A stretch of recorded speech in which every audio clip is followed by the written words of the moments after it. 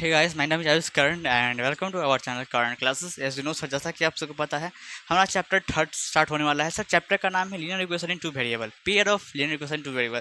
Sir pair को कैसे भूल जा रहे हो, जोड़े में नहीं रहेगा तो फिर सॉल्व कैसे करेंगे? हाँ सही बात। तो बच्चों, चैप्टर 3 स्टार्ट करने से पहले मैं कुछ बातें हैं जो कि आपसे करना चाहता हूँ। कर लूँ? हाँ सर कर लीजिए। तो चैप्टर 1 कौन कौन से बच्चे ने देखा है और चैप्टर 2 कौन कौन से बच्चे ने देखा है, बताओ। सर कुछ नहीं देखा है, कुछ ने नहीं देखा है, डायरेक्ट थर्ड पे आ गए, तो एक काम करोगे? हाँ सर बताइए, जाके देख लो। हाँ, और फिर यहाँ पे आना है ना, क्योंकि चैप्टर 1 इंपॉर्टेंट, चैप्टर 2 भी इंपॉर्टेंट है, एग्जाम पॉइंट ऑफ व्यू से सारे इंपॉर्टेंट। हाँ सब ठीक है। तो सर क्या क्या से कौन कौन से कंटेंट आप देते हो कि आप हर एक इंट्रोडक्शन के फर्स्ट बताते हो, इस बार भी बता दो। तो बच्चों, हर एक चैप्टर का जो मैं यहाँ बताऊँ वो हर एक चैप्टर के लिए फिक्स है। पहले बात तो आपको इंट्रोडक्शन मिलेगा, इंट्रोडक्शन के आपको वीडियो मिलेंगे, प्लस में आपको उसके PDF भी मिलेंगे। कहाँ पे सर? इसी वीडियो के लिंक में।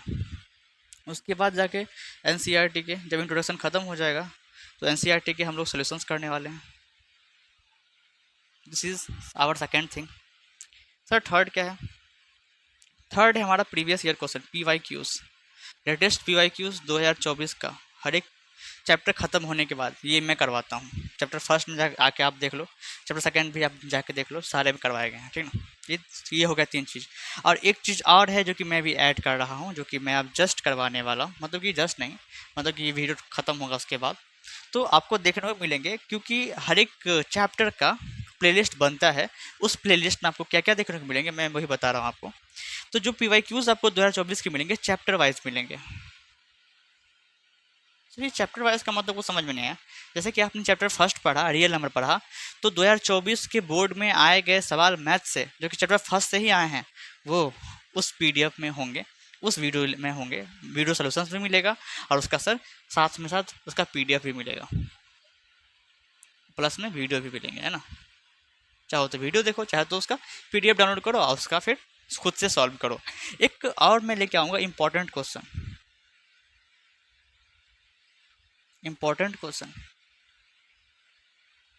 जिसमें आपको सारे टाइप देखने को मिलेंगे, ऑल टाइप। थोड़ा सा लंबा होगा, हाँ जी, लेकिन क्या करें, टेढ़ा है पर मेरा है और ये बहुत ज़रूरी है।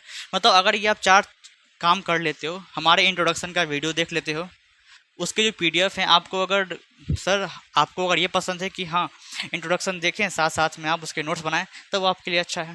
लेकिन जो बच्चा चाहता है सर थोड़ा समय बच जाएगा अगर नोट्स मिल जाता तो ये रहा ना, PDF के फॉर्मेट में नोट्स मिल जाएंगे आपको, वो भी हैंड रिटन नोट्स हैं।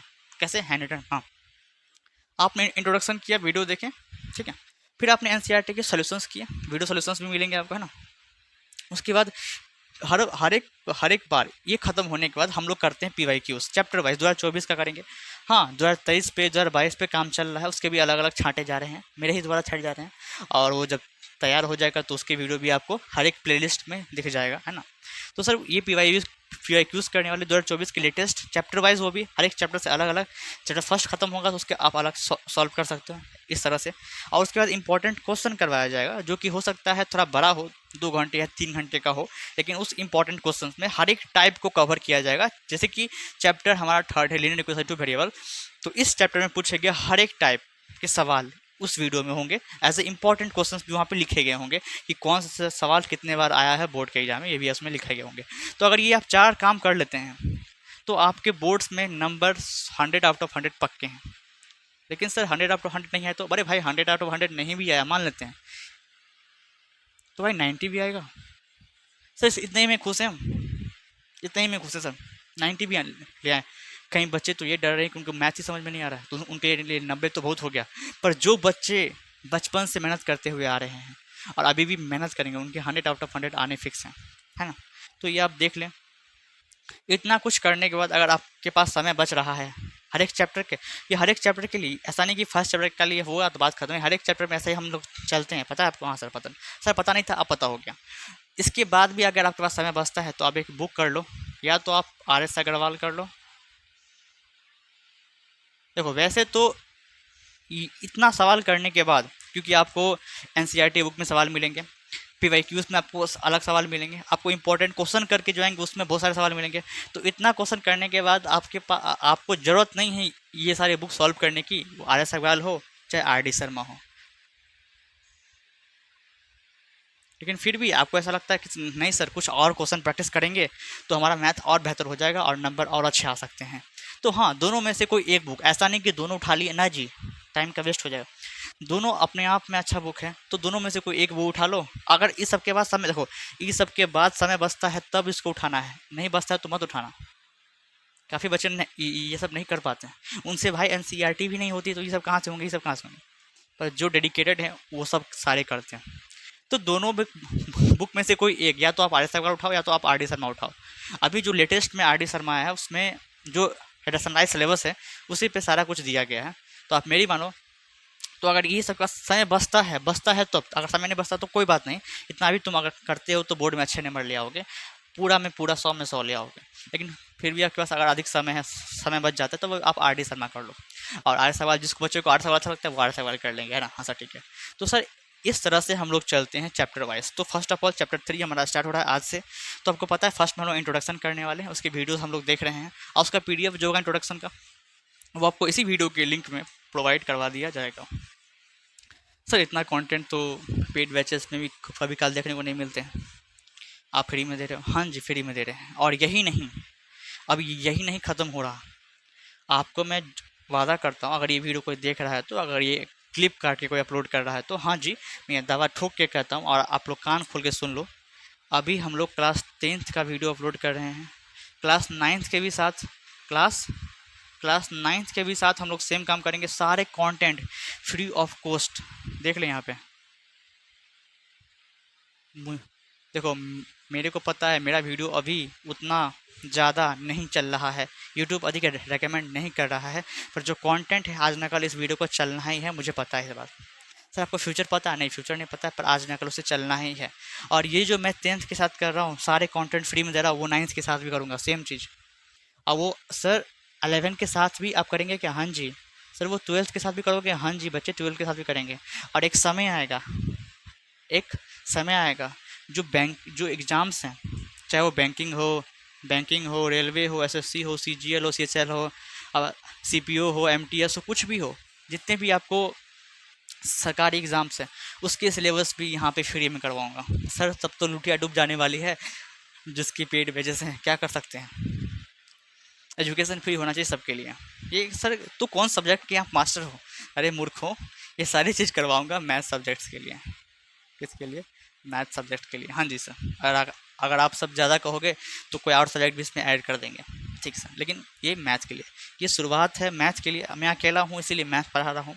अगर ये वीडियो को लाइक मिला, सब्सक्राइब करोगे, चैनल को ज़्यादा से ज़्यादा अपने दोस्तों के साथ शेयर करोगे, हो सकता है ये चैनल ग्रो कर जाए एक समय पे, और मैं और टीचर्स को ऐड कर दूं, और फ्री ऑफ कॉस्ट में इंडिया का बेस्ट सिलेबस, इंडिया का बेस्ट कंटेंट देने की कोशिश करूंगा आपको। बहरहाल बातें बहुत हो गई सर, ख्वाब तो आपने बहुत दिखा लिए सर। ये सब होगा कब? समय के साथ हो रहा है मेरे भाई।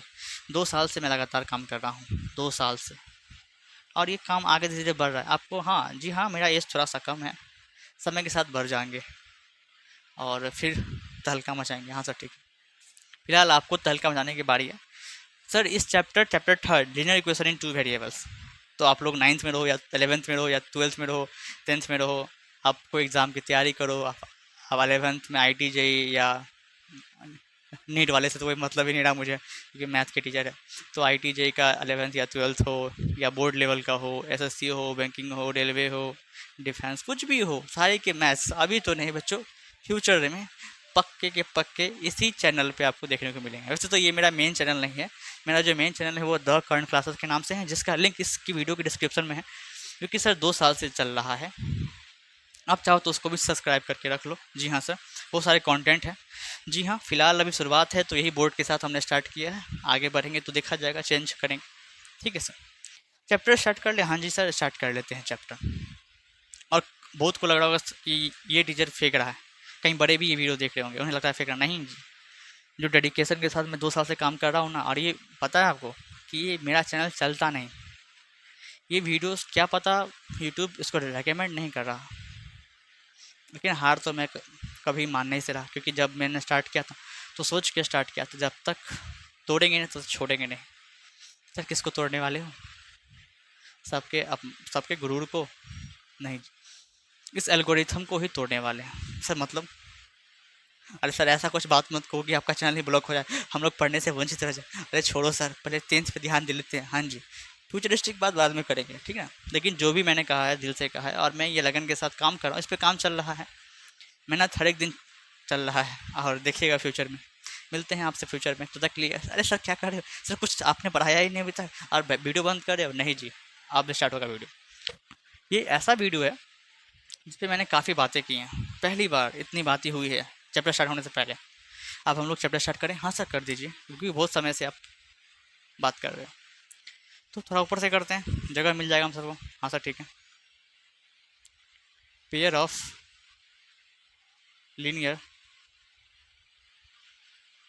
इक्वेशन इन टू वेरिएबल, है ना, यही है ना? हाँ सर यही चैप्टर का नाम यही है। हाँ सर चैप्टर का नाम तो यही है। तो क्या आपने चैप्टर का नाम पढ़ा? क्या आपको चैप्टर का नाम समझ में आया? सर ये क्या बात हुई, चैप्टर का नाम समझ में समझे कि क्या पढ़ना है? सर नहीं सर, वो तो कोई नहीं बताया, आप देख लें।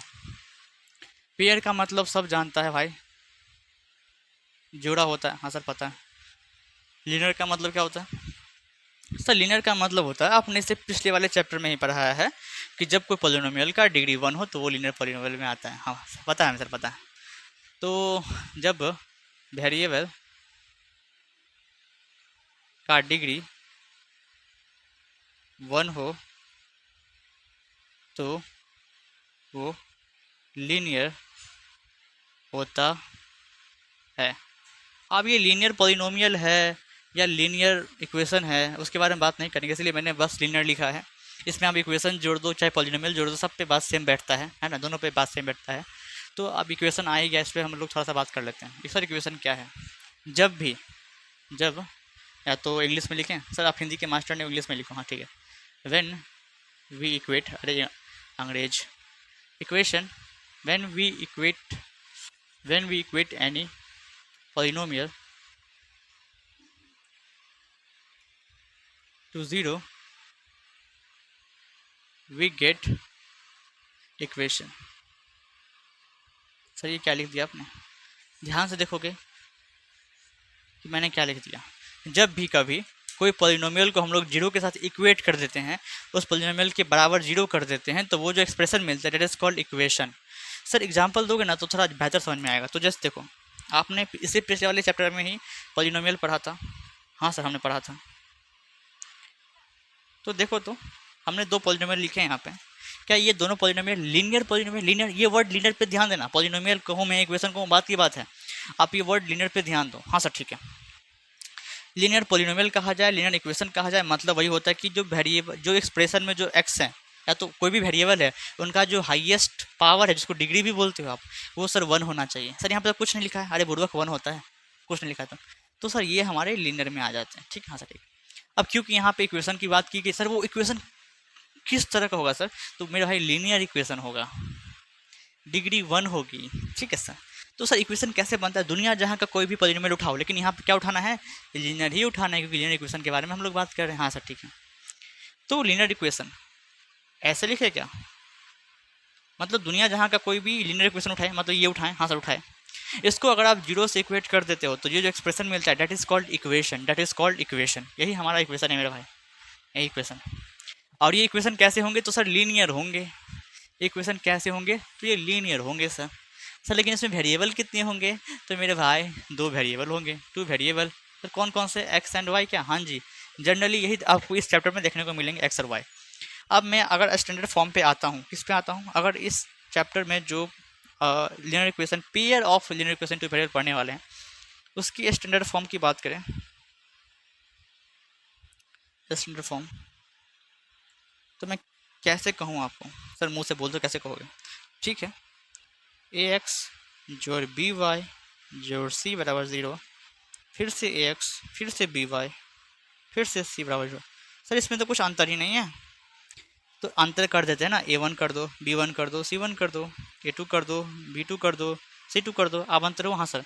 अब देखो तो ये जो इक्वेशन लिखा वो पेयर में है, और ऐसा इक्वेशन कैसा है? इक्वेशन लीनियर है। सर कैसे समझोगे आप? कैसे समझे? अरे मूर्खो, वेरिएबल का देखना पावर 1 है। हाँ सर। तो मतलब ये लीनियर इक्वेशन हुआ विथ टू वेरिएबल। देखो दोनों दो वेरिएबल एक्स और वाई दोनों है, एक्स और वाई दोनों है। हाँ सर ठीक है। लेकिन सर कुछ कुछ बातें हैं जो अगर आप लिख दोगे यहाँ पे तो बढ़िया होगा सर। क्या? वैसे जैसे जैसे कि A1 A2 क्या है, जैसे कि वेयर कुछ बातें लिखूंगा A1 कॉमा A2 क्या है ये। सर ये कॉमा आपका कुछ ज़्यादा बड़ा नहीं हो गया था? हाँ हो तो गया था, क्या कर सकते हैं, हो तो गया था मेरे भाई। A1 A2 क्या है सर बताइए। B1 B2 क्या है बताइए। C1 C2 क्या है बताइए। तो क्या लगता है आपको A1 A2 क्या है? सर ये कोफिशिएंट ऑफ एक्स ही है, क्योंकि यहाँ भी एक्स लिखा है यहाँ भी एक्स लिखा है, एक्स तो सर सेम ही है, बस ये अलग अलग है। तो मतलब कि A1 A2 क्या है? कोफिशिएंट ऑफ एक्स है। क्या बोल सकते हो तुम? सर जो आप बोल सकते हैं। हाँ जी, हाँ खेला कर रहे हो। ये कोफिशिएंट ऑफ एक्स है सर। B1 B2 क्या है? B1 B2 क्या है सर? ये कोफिशिएंट ऑफ वाई है क्या? हाँ जी सर कोफिशिएंट ऑफ वाई है, तो कोफिशिएंट ऑफ वाई। अब ये मत बोलना कि सर कोफिशिएंट वर्ड समझ में नहीं आ रहा है। कोफिशिएंट का मतलब होता है वेरिएबल के पीछे जो कांस्टेंट चिपके हुए रहते हैं उसी को बोलते हैं कोफिशिएंट। ठीक सर। C1 C2 क्या है? देखो ना भाई C1 C2 के साथ कोई वेरिएबल नहीं है, इसका मतलब वो कांस्टेंट टर्म है। कौन सा टर्म है मेरे भाई? Constant term, constant term. क्या बात है पल्ले पर ही? हाँ सर पल्ले पर ही। क्या दिख रहा है? हाँ सर दिख रहा है। बार बार मुझे आके चेक करना पड़ता है अपने कैमरा में। ठीक, आगे बढ़ूँ? हाँ सर बढ़िए। ये सेट खत्म हुआ। हाँ सर, तो नेक्स्ट टॉपिक की तरफ बढ़ते हैं। इसे आप लिखिए पहले। ठीक है सर, आप लोगों ने लिखा और समझा भी। अब कुछ नए नए टर्म्स जो कि हमें देखने हैं और उनको सर डिफाइन भी करना है। हाँ जी सर, पहले करेंगे चैप्टर को ही डिफाइन करेंगे। लीनियर इक्वेशन क्या होता है? मैंने क्या कहा, ध्यान से सुने कि लीनियर इक्वेशन इनटू वेरिएबल क्या होता है। यहाँ पे लीनियर इक्वेशन लिखो, चाहे पूरा का पूरा नाम लिख दो, इनटू वेरिएबल। सर क्या इसका डेफिनेशन पूछेगा एग्जाम में? ना जी नहीं पूछेगा, पर इसका मतलब पता होना चाहिए। हाँ पता होना चाहिए, इसलिए हम लोग पढ़ रहे हैं कि लीनियर इक्वेशन इनटू वेरिएबल आखिरकार होता क्या है, ये किस चिड़िया का नाम है। तो मैं डेफिनेशन लिखता हूँ, इतना इजी में लिखूंगा क्योंकि आपको बिना मेरे बताए समझ में आ जाएगा। ठीक है सर। एन इक्वेशन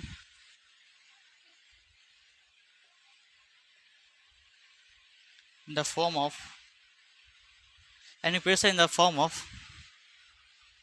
ax जोड़ by जोड़ c बराबर 0 where a b c are real numbers and a b does not equals to 0 are called linear equation in two variable. ये शॉर्ट फॉर्म में लिखा है, अब इसको फुल फॉर्म में चाहो तो लिख सकते हो। क्या कोई दिक्कत है? ना जी सर कोई दिक्कत नहीं है। इनटू वेरिएबल है ना? हाँ सर ठीक। सर ये आपने क्या लिखा, थोड़ा मतलब समझाओगे इसका? हाँ जरूर समझाएंगे, इसलिए तो लिखा गया कि जब भी एक कोई इक्वेशन, जब भी कोई इक्वेशन दुनिया जहाँ का कोई भी इक्वेशन इस फॉर्मेट का हो। कौन से फॉर्मेट का हो मेरे भाई? इस फॉर्मेट का हो। सर फॉर्मेट क्या है? फॉर्मेट है मेरे भाई ए एक्स जोड़ बी वाई जोड़ सी बराबर उस इस फॉर्मेट का हो, जहाँ पे हमारा ए और बी और सी, यहाँ तो ए बी सी है ना, हाँ वो रियल नंबर्स होने चाहिए, रियल नंबर्स। अब ये मत पूछना कि रियल नंबर्स क्या होता है ना, तो धर चमेटा अभी यहीं पे। सर कैसे मार सकते हो आप? ये तो सर रिकॉर्डेड क्लास है, और उसमें भी सर आजकल तो डिजिटली चल रहा है ना। सामने होते तो फिर ये पूछने के लिए तू बसता नहीं। सर ये तो डायलॉग है, हाँ असलियत में भी ऐसा ही होता है। सर फिर फालतू की बातें छोड़ते हैं, यहाँ ध्यान देते हैं जब कोई इक्वेशन इस फॉर्मेट का हो जहाँ पे ए बी सी, जहाँ पे कुछ शर्त होते हैं ना मेरे भाई, जहाँ पे A B C real number होने चाहिए। कौन से नंबर? रियल नंबर हो, है ना। और सर ए और बी कहाँ है? ए और बी जीरो के बराबर नहीं होना चाहिए। अगर सर ये जीरो हो गया तो अरे भाई नहीं होना चाहिए ना, मैंने बोला नहीं होना चाहिए। अगर सर हो गया तो अरे नहीं होगा। अरे सर हो गया तो बताओ ना। हाँ ठीक है, अगर हो गया तो देखते हैं। मान लेते हैं ए का जगह डाल दो जीरो, एक्स का एक्स, बी की जगह भी तुम डाल दो जीरो, वाई का वाई, प्लस सी बराबर जीरो। जीरो एक्स से गुना होगा तो जीरो, प्लस जीरो गुने वाई जीरो, प्लस सी बराबर जीरो। जीरो जीरो जीरो सी बराबर जीरो। मतलब कि ये इक्वेशन कुछ इस तरह से बन गया। जब ये इक्वेशन में हमने ए के जगह और बी के जगह जीरो पुट किया तो वो कुछ इस तरह से बन गया, सी बराबर जीरो, मतलब कोई भी कांस्टेंट टर्म बराबर जीरो। एग्जाम्पल हो गया तो फाइव बराबर जीरो, ये आ गया। तो क्या ही लीनियर इक्वेशन टू वेरिएबल है? नहीं सर, इसमें तो टू वेरिएबल भी गायब हो गए, ये लीनियर इक्वेशन भी गायब हो गया, हर चीज़ गायब हो गया सर। तो सर ऐसे करेंगे नहीं, इसलिए घोंचू बोल रहा था कभी भी ए और बी को जीरो मत लेना, नहीं तो यही कांड हो जाएगा जो कि आप देख रहे हो। हाँ सर ठीक है, कोई दिक्कत समझे क्या है? हाँ सर समझ में आ गया। ठीक, अच्छी बात है। अब आगे हम थोड़ी सी जब आगे बढ़ते हैं और अपने बुक की तरफ देखते हैं तो सब एक दो टर्म दिखता है। पहला तो कंसिस्टेंट क्या होता है, और सर हमको सेकेंड टर्म दिखा इनकंसिस्टेंट। क्या बच्चों आप सबको भी ये टर्म दिखा? क्या आप सबके पास भी आंखें हैं? हाँ सर, हम सबके पास भी है सर। तो क्या इसको डिफाइन करें? हाँ सर करिए। A pair of linear equation in two variable is said to be said to be consistent when they have only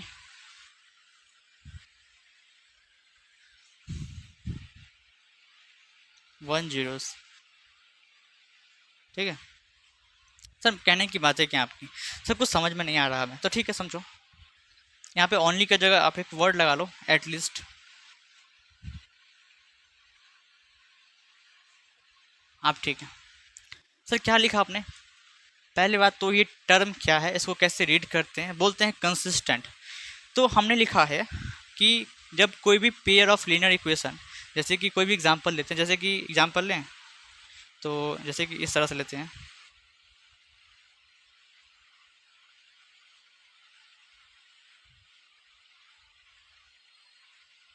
जैसे कि ये मान लेते हैं एग्जांपल, ऐसे कुछ भी लिए हैं अपने मन से।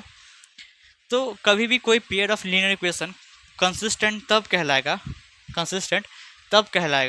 जब वो कम से कम, एटलीस्ट का मतलब होता है कम से कम,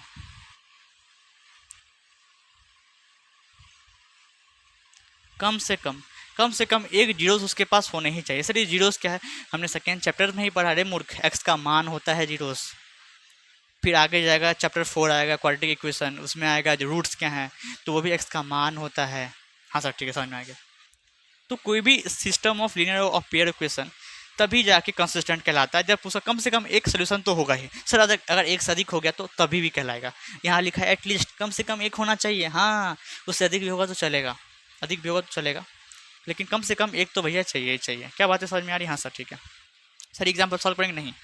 तो सर कैसे चेक करेंगे? वो आगे बताया जाएगा आपको, आपको बस मतलब समझाया जा रहा है, बस आपको अभी मतलब समझाया जा रहा है। हाँ सर ठीक है। अब सर फिर ये इनकन्सिस्टेंट, सर इसी का भाई है? हाँ इसी का भाई है, पर थोड़ा सा अलग है। ये है दिन तो ये है रात। सर मतलब देख लोगे, मतलब अभी समझ जाओगे।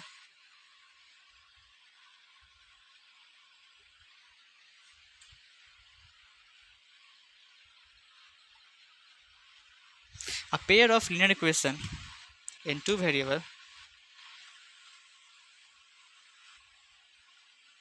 is said to be inconsistent if they have no zeros। चलिए क्या लिख दिया आपने? हाँ जी मैंने सही लिखा। कभी भी कोई पेयर ऑफ लीनियर इक्वेशन तब जाके इनकंसिस्टेंट महसूस करता है जब उसके पास कोई भी जीरोस नहीं होते, नो जीरोस, एक भी जीरोस नहीं हो। मतलब कोई मान लेते हैं एक पेयर्ड इक्वेशन आपके पास, आपने से सॉल्व किया और आपको एक भी जीरोस नहीं मिला, तब जाके उस इक्वेशन को बोलते हैं इनकंसिस्टेंट।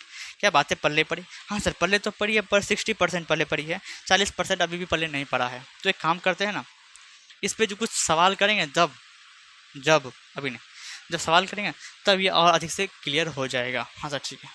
तो तब तक के लिए नेक्स्ट स्लाइड पर चलिए। हाँ सर चलिए, कोई दिक्कत वाली बात नहीं। हाँ सर ठीक है, चलो।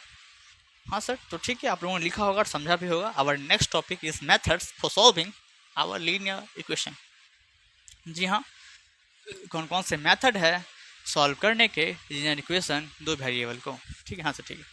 पहला मेथड कहलाता है बच्चों ग्राफिकल मेथड, सेकंड मेथड कहलाता है अलजेब्रिक मेथड। हम लोग फर्स्ट पे डिस्कशन करने वाले हैं, हम लोग फर्स्ट को देखने वाले हैं। The first is our graphical method, graphically method.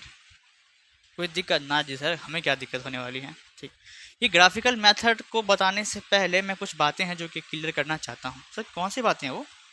देखो तो कुछ बातें साइड में देखो, अभी ये नहीं स्टार्ट करें, अभी कुछ और बातें बता रहे हैं साइड में, उससे पहले ध्यान से देख लो, एक दो सवाल का जवाब दे दो पहले।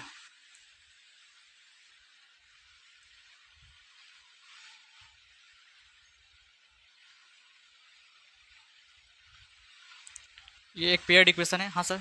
एग्जाम में कभी भी सवाल आएगा इक्वेशन इस चैप्टर से, तो ऐसे आपको दो इक्वेशन पूछे जाएंगे जोड़े में। आपको यहाँ पे बोलना है कि A1 क्या है और A2 क्या है, फिर बोलना है आपको B1 क्या है और B2 क्या है, फिर बोलना है आपको C1 क्या है और C2 क्या है। और जब भी आप ये सब बोलोगे तो विथ देयर साइन, उसके साइन के साथ बोलोगे। सर ये हमें समझ में नहीं आ रहा है, अरे मारेंगे, बहुत मार मारेंगे। इसी पिछले वाले स्लाइड पे आपको बताया गया था A1 और A2 कोफिशिएंट ऑफ x होते हैं, B1 और B2 कोफिशिएंट ऑफ y होते हैं, और C1 और C2 coefficient sorry constant term होते हैं। तो समझो ना, कुछ तो समझो यार, कुछ तो दिमाग लगाओ, 10th में आ गया बुढ़ बको कहीं के।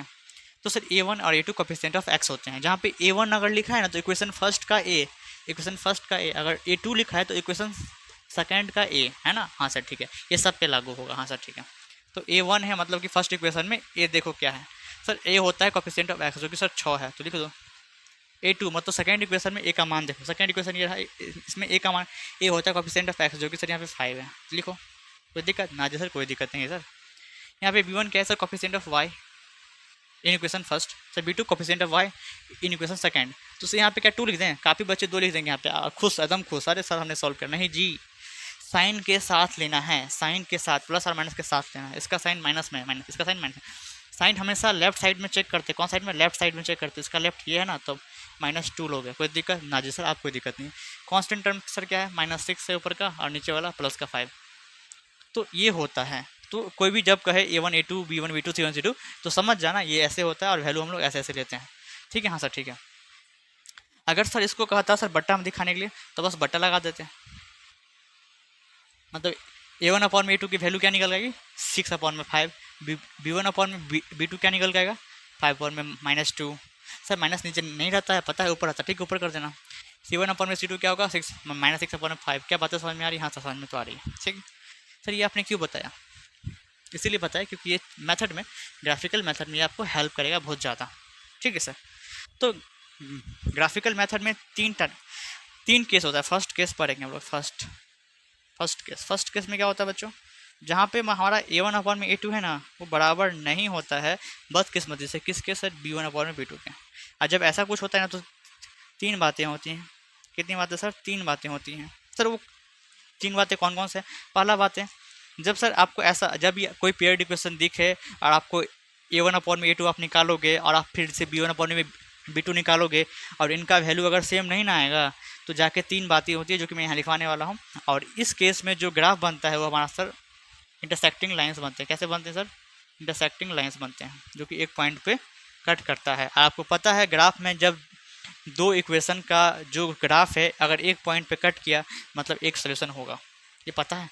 हाँ सर पता तो नहीं है सर, हम लोग बचपन से कहाँ पढ़ रहे हैं सर, हम लोग तो सर पैसा बर्बाद करते हुए आ रहे हैं और आगे भी सर वही दिल है मेरा, वही करने का, पैसे बर्बाद करें सर। तो सर क्या मज़ा है पैसे बर्बाद करने में, आपको पता नहीं है। फादर का पैसा सर हम लोग ऐसे मज़े में उड़ाते हैं ना कि सर आपको क्या कहें, कभी आप भी करके देखो। अरे मूर्ख हो, तुम लोग नहीं सुधरोगे, पढ़ लो थोड़ा तो पढ़ लो।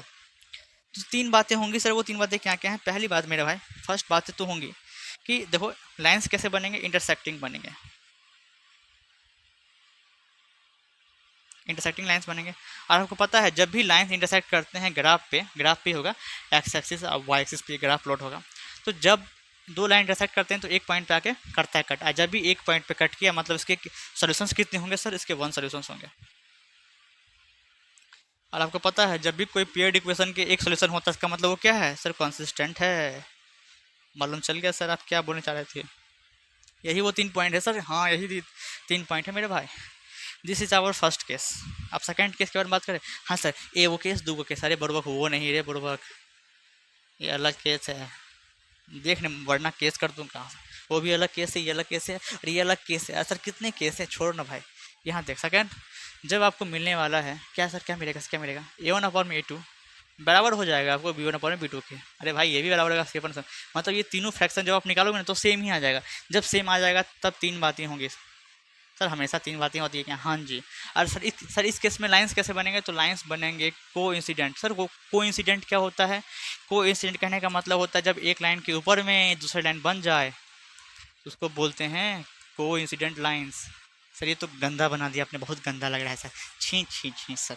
अरे बुड़बक, रुक जा 1 सेकंड, रुक जा, तेरे को अभी बताता हूँ। 1 सेकंड रुक जा। अब सही है? हाँ सर। एक लाइन के ऊपर में एक लाइन जब आता है तो उसको बोलते हैं को इंसिडेंट लाइन्स। तो इस केस में लाइन्स क्या बन रहे हैं मेरे भाई? तो सर लाइन्स बन रहे हैं सर को इंसिडेंट। कैसे बन रहे हैं?